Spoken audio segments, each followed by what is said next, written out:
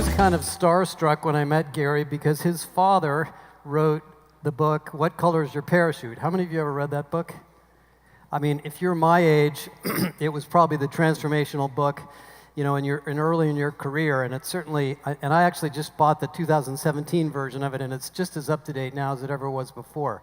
My role at Deloitte, and I've been with Deloitte 3 years through an acquisition, is to lead the research we do on the human capital issues that big companies have around the world. So for almost 20 years, I've been studying and researching and talking with big companies about what their issues and challenges really are. And if you look at, and over the last 2 or 3 years, as you can tell from this conference and all the wonderful technologies and platforms that you see here, organizations have struggled to figure out how to deal with the people issues behind what we call the new world of work or the future of work. And so what we did over the last month or so is pull together some research and some information and some insights based on many, many years of research that I've done and that we've done at Deloitte on what does this really mean about the world of work from an organizational perspective. So if you're a business leader, if you're an entrepreneur, if you're a senior executive, a business development person, what does this mean about your company and how can your company adapt? And then Gary's going to come up and we're going to talk about what it means for you as an individual, and then we're going to have a discussion about the social issues and what it all means. And it's not as simple as simply technology taking over jobs. It's far more complex than that. So in the next 30 minutes, I'm going to try to give you a good sense of what that means and give you some new ideas to help you think this through. Now, there's no question that everything's changing, and it's affecting all of us. And I see, I read a lot, and I do a lot of, articles, and I read a lot of articles, and every day there's another article about jobs going away, robots. China is now the largest market for robots. You probably saw that. It turns out in China, the robots are going to save China from actually the population decline that they're going to see in the future as a result of the one-child policy in China. We have this explosion of discussion about the gig economy and what that means. I took Uber over here this morning from Oakland, so I experience it every day, and we don't know whether that's good or bad, and what's the implication of that. And when you ask CEOs and business leaders, and we do this research, and we just did a project with MIT on this, they tell you they're not really sure what it means for them. In fact, 92% of the companies we studied and surveyed in the Global Human Capital Trends research from spring of this year said, we're not organized correctly to deal with the digital world we have to be in. But only 14% had any idea of what that new organization looks like. So I'm going to give you a little discussion about what that means. And of course, we don't know, and the fear, and I think one of the problems from all this press and all these books is we have this sort of strange feeling like this time the technology is different. I'll give you my perspective on that right now as I get into the material. I'm 60, so I entered the workforce in 1978. I went to work at IBM before there was a PC. We had an initiative at IBM called the Future Office, and it was about selling copiers. And believe me, and then when the PC came along, we called it the paperless office. How many of you have a paperless office? It never really happened. We sold more copiers after the paperless office than before the paperless office. So this is not a new conversation. We've had technology impacting work since the beginning. I have a funny story that one of my partners at Deloitte and I talk about. In the 1980s, when the Excel, or in fact it was VisiCalc, when VisiCalc was first invented, there was a big debate about the end of the Wall Street analyst. We don't need Wall Street analysts anymore because all the work they've done by hand will be done by a computer, and we won't need them. And guess what? That didn't happen. The opposite happened. They all became really good at using spreadsheets, and now there are more analysts and better analysts and more opportunities for analysis than ever before.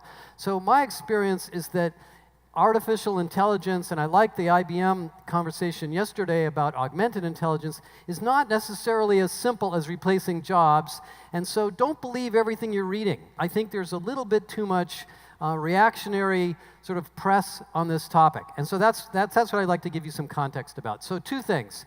What do your leaders think about this in your businesses, and what are they struggling with? And I would challenge you that unless you're the CEO of your company, I'll bet your CEO is confused about what this all means. And number two, what can you do about it? And I'm going to give you 5 things you can do about it based on our research. So let's get started. The first part of this presentation is talking about the context. So let me talk a little bit about the context. Number 1, huge amount of technology. Now listen, I'm an engineer. I studied engineering. I love technology as much as any of you. We have too much of it. We have too many messaging platforms, too many video platforms, too many communication platforms. In fact, as you'll see in a couple of minutes, our research shows that in the United States alone, every day, we check our phones 8 billion times. And this is Deloitte research. I'm not exactly sure how the research was done, but I believe that it's more or less right. And look at economic productivity. Every article that comes out on productivity, including the productivity numbers from 2 weeks ago, show that it's not going up. In fact, an economist from MIT recently wrote a book that said that this industrial revolution, the one based on mobile and social technology, is producing the least amount of productivity of any industrial revolution in the past. Less than indoor plumbing, less than the automobile, less than the electricity and the telegraph. So my challenge to you is more technology is not always better, and I'll explain what I mean by that in a minute. Number 2, obviously AI and cognitive computing and whatever you call it is important, and it's huge. Just yesterday I read in Fast Company that Amazon now has 1,000 employees working on their voice recognition tool, the Amazon Echo. And by the way, I had a funny conversation with one of the Deloitte teams that works with the NSA in Washington, and they said they are really excited about the Amazon Echo. Can you imagine why? Because they can get all that information. In fact, they made a comment to me that somebody made a comment to me that the NSA can actually listen to your cell phone when you're in airplane mode. So there's a lot of data being captured, and there's a lot of cognitive computing being used. Another interesting fact, and this stuff is really incredible, another article came out 2 weeks ago that said some Stanford students did some research on voice recognition. Your phone can type 3 times faster and more accurately than you can. So that sort of Apple keyboard that's always been so hard to use, you don't really need it anymore. You can talk to the phone now and it'll do that. And all of these and my point on this chart is not to try to tell you yet what this means, but these are big, well-funded companies investing in this. Amazon, IBM, Google, Apple, Facebook, companies like Deloitte, they're putting big monies and big bets on this. And it's working, and there's lots of examples of this that you've seen in this conference. X-rays that are better read by technology, insurance claims that can be done based on photos without even telling the insurance company what kind of car you have. The photo can identify the car, the model, identify what kind of damage you had, and actually process a claim, almost all automatically. And one more example that I think is really important. The mobile phone that we carry around with us today, what's unique about it is not that it's mobile, it's that it's such a multifunctional platform. It has a temperature device, it has a GPS, it has a humidity device, it has an accelerometer. I believe there's 9 different sensors in that phone. So when you take artificial intelligence and sensors and mobility and the ubiquitous internet, you end up with things like this. The John Deere tractor, the new John Deere tractors, can plow a field completely accurately, can monitor the actual sense of the earth to plow it in the right locations, can plant the seeds in the right spot in the plows, can then water the seeds and check the humidity of the seeds when they're being watered, can go back and determine which seedlings are growing and which ones are not, and mulch the ones that need more fertilizer, obviously can then harvest the plants and can go back and rechurn all of that soil for the next generation of plants. That's all done through sensors, AI, visual recognition, stuff that's actually more or less off the shelf these days. So this is serious stuff. Does that mean we're not going to have farmers? Does that mean we're not going to have laborers? No, it means those people are obviously going to be doing different things, and this kind of technology is going to be involved. Number 3, I won't harbor on this because we all know it, but the amount of data we're collecting is just unbelievable. Listen, I'm a data guy. I used to work for Sybase. I've been in the database industry. I have never seen so much data. We have clients come to us and say, you know what, Deloitte, we have a lot of data. We don't even know what it means. Would you bring some actuaries in here and just make some sense of it and tell us what's important? I mean, companies really have almost too much data to know what to do with. And in the area of HR and talent and people, which I cover, we're doing some incredible predictive analysis of behaviors in the workplace that I'm going to tell you about. For example, almost 15% of companies now monitor or predict something about your behavior at work based on the data they're collecting about your activity at work. Your email traffic, Microsoft just purchased a company that monitors email metadata, so I wouldn't be surprised if fairly soon we see some features in Outlook 360 that tell you things about your communication pattern versus other companies, other people in your company. Companies are now looking at trust networks within organizations and determining who are the people that are most trusted based on communications, and therefore where do we have compliance risk or fraud risk in the company.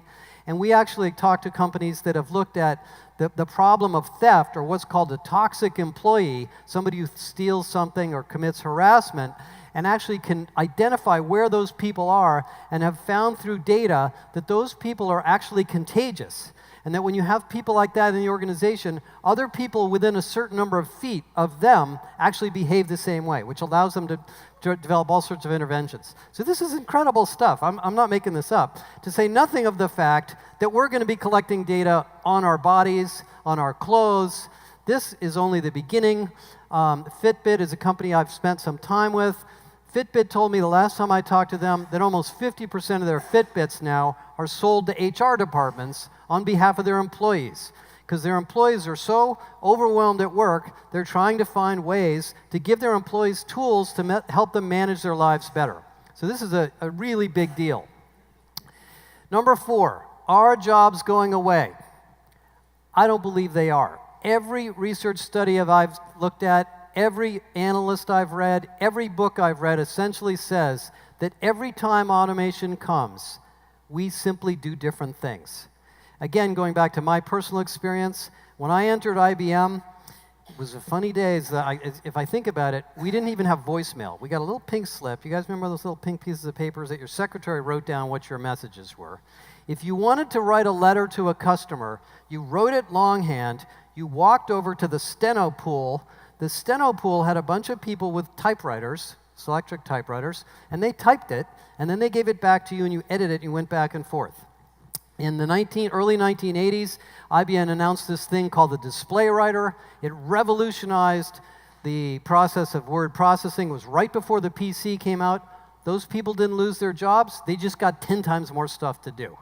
So story after story after story of this. Let me give you another one that I think is a really interesting one. In the early 1980s, most of you remember, we started to see the automatic teller machine. And I'm sure at that point in time, articles were being written that this is the end of the branch banker. There will be no more branches. There will be no more tellers.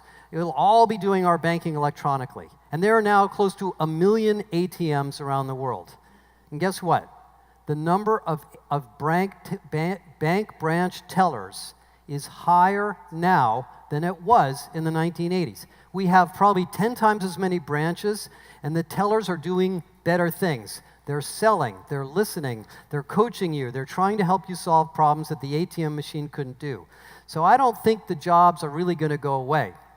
We've done a lot of research on this in Deloitte, and I just listened to a fascinating presentation, the last session on human performance. Things like courage, empathy, listening, understanding how people react. When you're in a meeting and somebody doesn't understand what's going on, that's a human skill to try to bring somebody up to speed and align a team. There are a whole library of skills in the occupational database that are not yet, and maybe will never be, automated by computers. And I won't go through them, but I think that is a fallacy and something we have to get a little bit beyond in the public press. Number 5, diversity. Now, I've done, I happen to live in Oakland, so I live in a very diverse, multicultural environment. I have 2 kids who are millennials. They're very comfortable in the world that we live.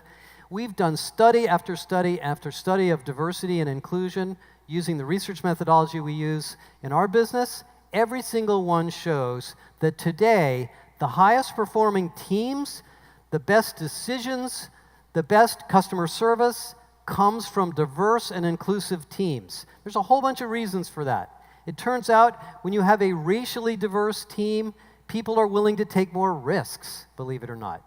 When you have a gender diverse team, people feel safer and they're more willing to speak up. Certain things happen in a very positive way. And if you look economically and globally around the world is just getting more diverse.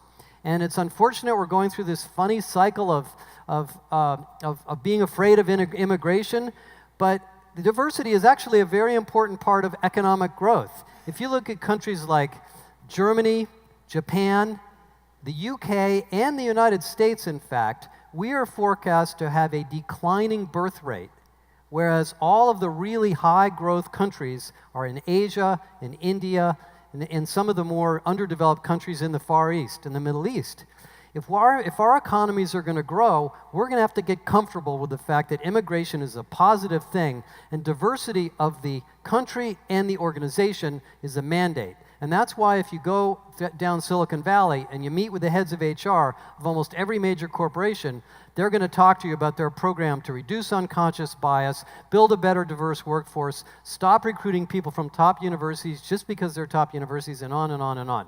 So this is a big issue. By the way, part of the diversity issue is the fact that young people entering the workforce have changed the workplace. I won't take you through this because this has been written about many, many times. But when I go out and I talk to companies, mostly bigger companies, they're still struggling to figure out what is it that millennials really want. And you can see some of the things here. Most younger employees, and some of this is not because they're millennials, it's just because they're young, are looking for a more dynamic, inclusive, real-time workplace. And if you can provide them that will enable the new world of work that I'll talk about in a couple of minutes. So, and by the way, in most young people's minds, diversity isn't even an issue. Most of them grew up in a world that's highly interconnected and highly diverse, and it isn't nearly as big as an issue with people more our age. Number 6, we're going to talk about this with Gary. What is a career? It has completely changed.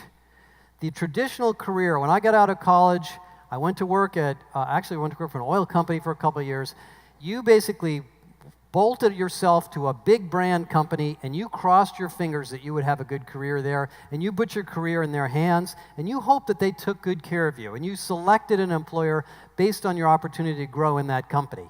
That is so far from the truth of how the world works today. The BLS research that came out last year, and actually some of this was in Gary's father's book, says that the average employee today will look for a new job 17.2 times.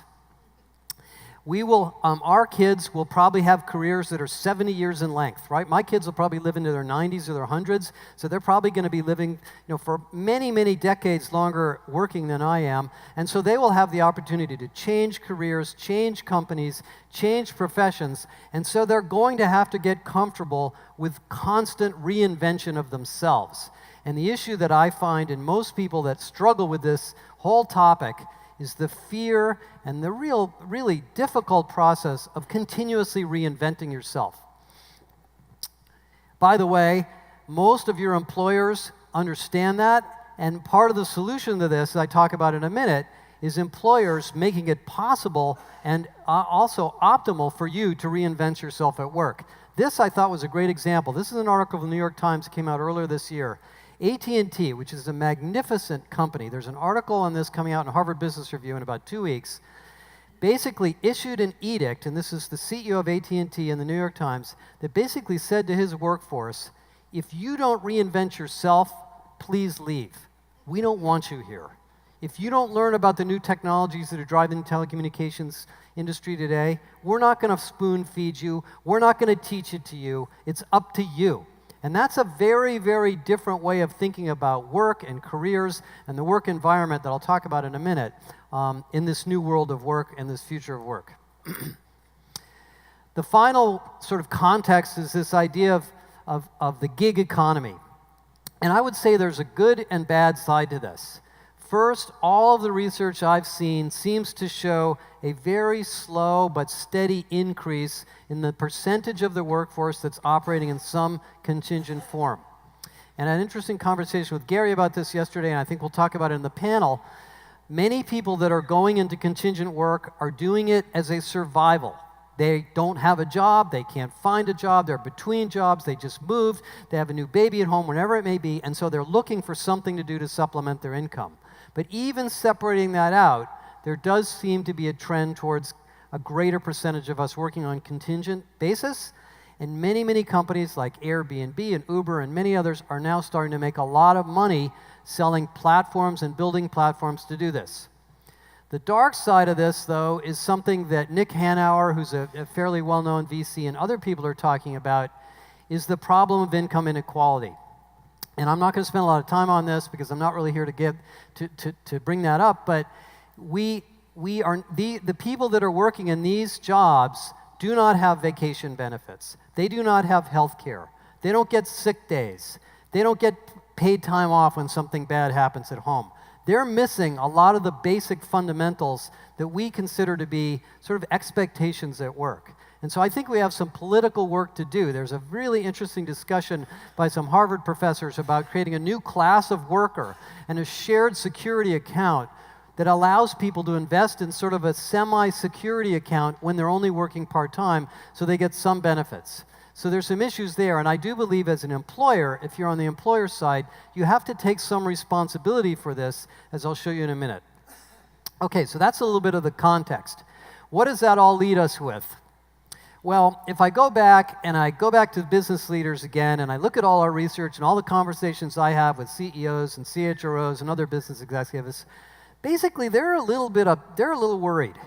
They're worried about the engagement of their workforce. They're worried about their ability to constantly attract the right people. They're worried about transforming the skills of their workers faster and faster and faster, and whether they have the right people or the tools to do that. They don't know if they have the right leadership model to adapt to the types of changes that I just mentioned. And they are expecting to learn about these new digital economies with organizations like Singularity, or they're going to leave. A lot of the research we just did with MIT that just came out about a month ago shows that leaders that join organizations that don't feel that the organization itself is giving them the opportunity to learn new digital platforms and exponential technologies will quit and leave. And that bothers and that concerns and that worries CEOs also. And I can't tell you, I've been to retailers, I've been to pharmaceutical companies, I've been to manufacturing companies. This is industry-wide, healthcare everywhere. In addition to that, I think we have a problem in basically the work experience. Now, we wrote an article on this 2 years ago called The Overwhelmed Employee, and it was the second or third most frequently clicked on thing in the Deloitte website. It really struck a nerve. And basically what we did, and we've looked at this, and you're seeing this in many of the presentations I know that have been going on this week, most people at work are not keeping up. 57% of workers say they work more than 50 hours a day. The bottom right quote is the one that disturbs me the most. 40% of Americans believe it is not possible to succeed at work and have a balanced family life. Now, I'm not going to slam or get any of our technology companies in the Bay Area, but let's face it, most of the technology providers that are making a lot of money are selling addictive drugs. They would love you to get addicted to their tools. They would love you to have high levels of engagement. They would love to have gamification that's so exciting you can't put it down. And I can't tell you how many times I walked around this conference and almost bumped into somebody because they were so glued to their phone because of something that they had to do so importantly at that particular moment. Our job as employers, as organizations, as HR people, as business leaders, is to understand this and help people deal with it. And that is not simply adding more automation, that is learning how to use it, which gets me into the next part of my presentation. What do we do? What do we do about all this? Well, the bottom line I'm going to talk about 5 things, but the simple message is that it's all about people. It's not about technology. The one example that comes to my mind is Starbucks. Starbucks is an incredible company. They have pioneered so many things. You could probably walk into Starbucks, talk to your phone, it would listen to your voice, it would make your coffee, and it would be sitting there at the desk to take away. And it would take 1 minute, and it would be just as fast, or maybe 10 times faster than the experience you have today. But they don't do that. They have a line, you listen to and watch and smell the coffee. You have a relationship with the barista. The barista writes your name on the cup. By the way, I think that's a brand. That basically gets you committed to them because now it's your cup of coffee. It's your experience. It's your place to hang out. We have to think about our businesses in terms of the customer experience and what we're doing for the people. Starbucks pioneered healthcare benefits for retail workers, above minimum wage, all sorts of other things that at the time seemed a little bit odd, but they're a hugely successful company, and I think that's because they focus on people, not just technology. So let me talk about sort of 5 issues there. Number 1, we are not organized as hierarchies anymore. We've done the research on this. This is not holacracy, by the way. This is simply understanding that people work in teams. And even though your HR technology and your org chart looks like that picture on the left, people actually don't get work done based on that. They get work done based on the picture on the right. And when you actually agree and understand that and think about that, and think about the fact that these teams, some of which are being disbanded and growing at any time, are really the core of your organization, you will change the way you think about work. Jeff Bezos has a great quote. If I walk into a conference room and there's more than 2 pizzas for lunch, the team is too big. Academic research done by Thomas Allen at MIT found that you spend 2 orders of magnitude more time with people that are within 50 yards of your desk than anybody else. Why do you think all these companies are building giant campuses? So we can spend more time together in teams. And by the way, if you build an organization that's functioning like the right, and by the way, I guarantee you your organization's working that way whether you know it or not, you have to stitch the teams together so that they don't compete with each other, so they don't automatically or accidentally not share information. The story of how Sony lost the Walkman business to Apple was a story of a bunch of teams at Sony that were not talking to each other. We've done the research on this, and there's a lot of incredible things going on. Let me just give you a couple quick ones. Cisco is now rebuilding its entire talent strategy based on teams. They found that they have more than 30,000 active teams at Cisco, none of which are represented in the HR system or the ERP system anywhere. And so they're building a whole new talent enablement and leadership model based on how do we coach teams, how do we put people on the right teams, how do we assess people's value to teams, and maybe even changing the whole idea of compensation and compensating people based on their contributions to the team, not their individual goals. W.L. Gore, which has been a pioneer on this, a fascinating company, we had them speak at our research conference, has a rule that any business in W.L. Gore that has more than 100 people gets split in half, because they know that actually as organizations grow to more than about 75 or 100 people, the relationships break down. Manufacturing plants, retail stores, all over the world, you see groups of people that are around 100 or less. It turns out there's another piece of fascinating research done by another professor that found that our brains are wired to remember about 100 people. We actually don't know well more than about 100 people. And I can show you that research as well. Deloitte is a company that has no org chart. I won't spend a lot of time on Deloitte. You won't find one. It doesn't exist. It doesn't even matter because people are constantly being reassigned to new projects, working on new teams, and we have a whole reward system and compensation and a new performance management system based on that. And the final one I want to mention is a more traditional company, Young Brands. Young Brands owns Kentucky Fried Chicken and Taco Bell and a lot of your favorite brands. Young Brands has a business rule that every 1 to 2 years you change jobs.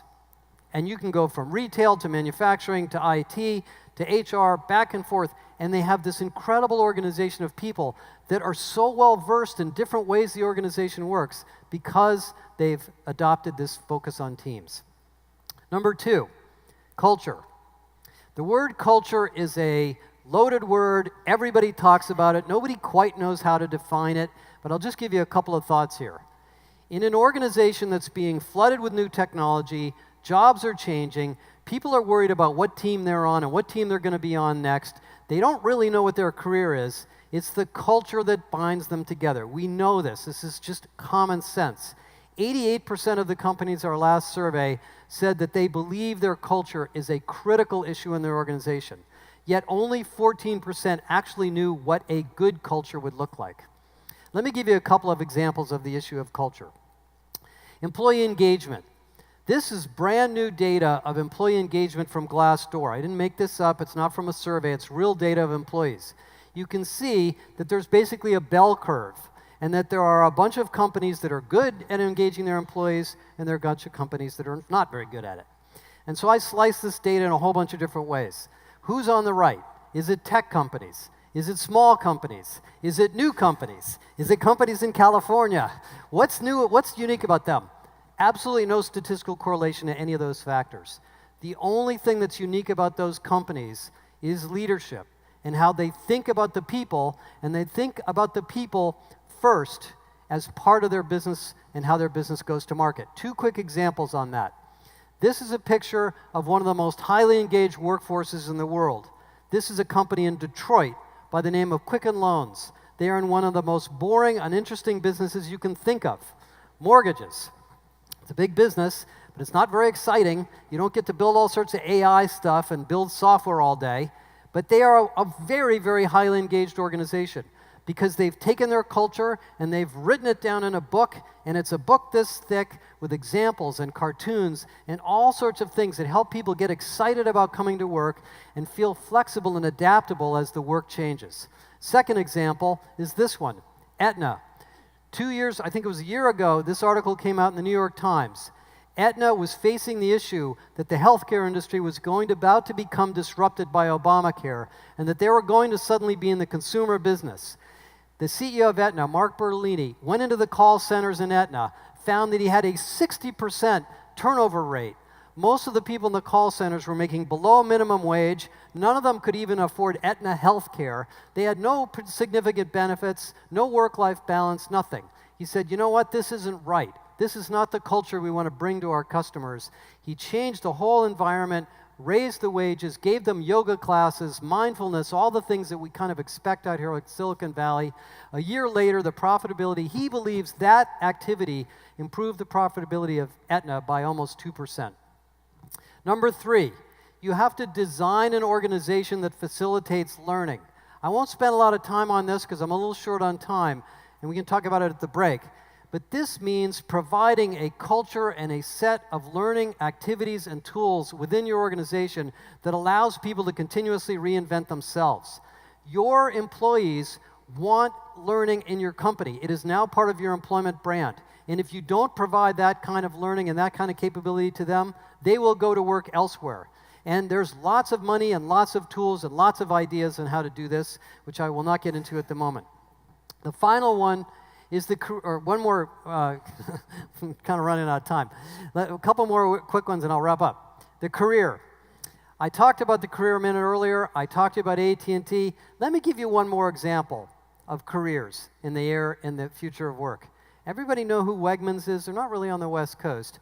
Wegmans is probably one of the premier retail grocery chains in the United States. They're located mostly in the Northeast, but if you ever went into Wegmans store, I guarantee you went back. It's a beautiful place with incredible fresh food, all sorts of takeaway items. And I've met with Wegmans many times, and they said, you know what we do at Wegmans? We hire kids out of high school, and we tell them that if they come work for us, and they spend their summers with us, and they come with us when they get out of high school, we'll pay for them to go to college. And if they go to college and they continue to work for us and they take care of us, we'll give them a chance to run one of our departments, and we'll even give them a chance to open another store. And so they actually run their business around this talent model of allowing people to grow. And you won't find a more passionate workforce than Wegmans. And they win the best places to work almost every year as well. Final point is the one that I'll wrap up on, is this idea of design thinking.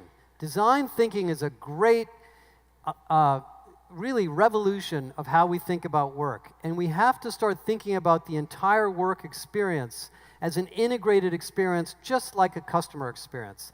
The employee experience is the customer experience. When you get on an airplane and the flight attendant is unhappy because of something at work, guess who gets the brunt of it? You do. When you call somebody on the phone for service on an IT department or whatever it is, and they're not having a good day because of work, you hear about it. This is a critical part of redesigning and dealing with this new world of work in the future, is creating this customer experience. And the final example I'll give you on that is GE, and I know we have some folks from GE here. We had the head of GE, culture at GE, Janice Semper, speak at our conference. GE is so focused on this issue of the employee experience that they have redesigned the way people are paid, redesigned what managers do, redesigned the way they do goals, completely focused a whole corporate level strategy on simplification to try to make the work experience at GE great for the employees and, of course, in turn, great for innovation and customers. And so this idea of thinking about the design of your workplace as a holistic thing is an important part of the future of work. So that's sort of an overview, and I'll bring up Gary in a minute. Jobs are not going away, but we have to think about our organization in a holistic way, and we also have a whole significant set of issues in public policy that we have to deal with. And I won't spend a lot of time on those. Maybe we'll talk about those at the break. But I want to thank you very much for your time, and it's been a pleasure for me to have the opportunity to come speak with you.